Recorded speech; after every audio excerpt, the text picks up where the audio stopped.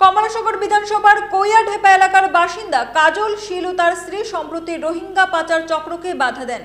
অভিযোগের পর থেকেই ওই চক্রের সদস্যরা তাদের প্রাণ নাশের হুমকি দিতে শুরু করে এবং শেষমেশ তারা বাধ্য হন এলাকা ছেড়ে পালাতে।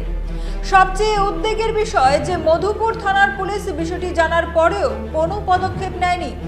প্রশাসনের এই নিষ্ক্রিয়তায় ক্ষুব্ধ ও ভীত হয়ে অবশেষে তারা বিশালগড় মহকুমা পুলিশ আধিকারিক অর্থাৎ এসডিপিও এর দফতরে গিয়ে লিখিতভাবে অভিযোগ জানান। স্থানীয় মানুষজন ও সমাজকর্মীদের মতে এই ঘটনা শুধু মানব পাচার নয়, বরং আইন শৃঙ্খলা ও মানবাধিকারের দিক থেকেও গভীর প্রশ্ন তুলছে। রোহিঙ্গা অনুপ্রবেশ ও পাচার যে বড় একটি সমস্যা হয়ে দাঁড়িয়েছে তা এই ঘটনার মধ্যে দিয়ে আরও একবার স্পষ্ট হলো।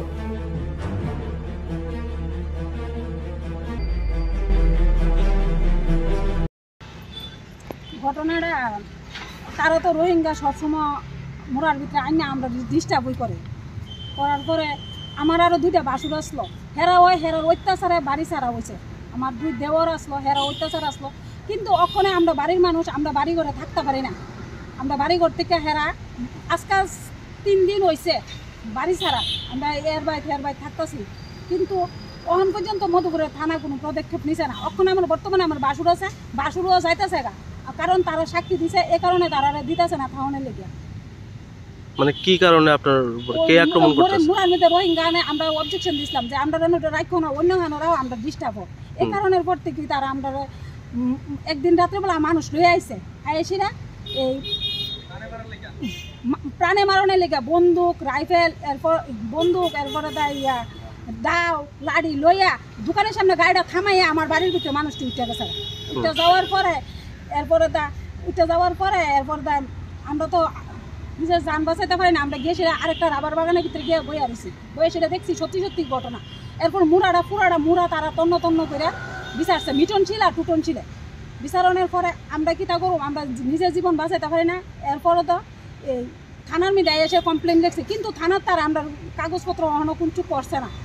না করার পরে এরপরে তো আমরা যখন বাড়ির থেকে বাইরে গেছি, আমরা সোনার গয়না, চুরি, দুইটা গলার হার, 2 জোড়া শঙ্খ বান্ধানি, 1 জোড়া দুল, 70,000 টাকা ক্যাশ আর 300 কেজি রাবারের মতন এডিও লয়ে গেছে। এরপরে কারা নিছে? টুটন ছিল আর মিটন ছিল। তারা যে নিচে আপনারা কি হবে জানেন? আমার বাসুরে নিজে সহ দেখছে। নেওয়ানোর পরে এবার আতঙ্ক বোধ হয়েছিল, ওখানে হেরা আমার বাসুরে যাইতেছে না, কইতেছে ওখানে থানার প্রশাসনের কাছে কইতেছে যে আমি জিনিসটি নেবো, আপনারা একটু সাহায্য করেন, নাইলে হেরা লাড়ি ভেঙ্গা তৈরি করে রাখছে, আমরা মারা লাগবো। এই কারণে ওখানে হেরা মানে তারা যে রোহিঙ্গা পাচার করে আপনারা বাধা দেওয়ার কারণে বাধা দেওয়ার কারণে। কোন জায়গাতে বাড়ি আপনারা? আমরা বাড়ি কৈয়াঢেপা।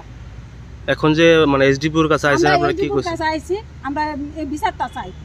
মানে মধুপুর থানার পুলিশ কিছু করতেছে না, প্রশাসনে তারা কোনো বিচার করছে না। এরপরে কইছি আমরা যদি সবার কাছে গিয়েছি আমরা বিচার চাইছি, কেউই আমরা বিচার করে না। আমরা নিরীহ মানুষ, আমরা দুজনে কাজ করে খাই। কতদিন ধরে এই মানে রোহিঙ্গা পাচার করতেছে তারা? আজকে মনে হচ্ছে 3-4 বছর ধরে করে। আরো অনেকবার হেরারে থানা জেলের মধ্যে নিয়ে ঢুকাইছে। আপনারা এনআইডি কেসের মানে এরপরও তারা বন্ধ করতেছে করেন, আর আমরা কোনো অভিযোগও নাই। আজকে যদি আমার বাড়ির মধ্যে আমরাই তো স্যার এদিন রাত্রেবেলা মারা লাইলে, এদিন রাত্রেবেলা মারা লাইতেছে, এরপর তো বন্দুক লইয়া উঠছে, আমরা আত্মদেখ, আমরা এরপরে তো আমরা বাড়িতে নাই। এরপর সন্ধ্যাবেলা গিয়েছিল আমার ঘরের জিনিসটি সব দিলে করছে, আমার জিনিস, আমার মায়ের জিনিস। কিন্তু স্যার আমি এইসব জিনিস আমি আর জুড়াইয়া দিতে পারতাম না মায়ের মন্দিরে। এই জিনিসের লেগে মনে হয় আমার জীবনও যেতে পারে।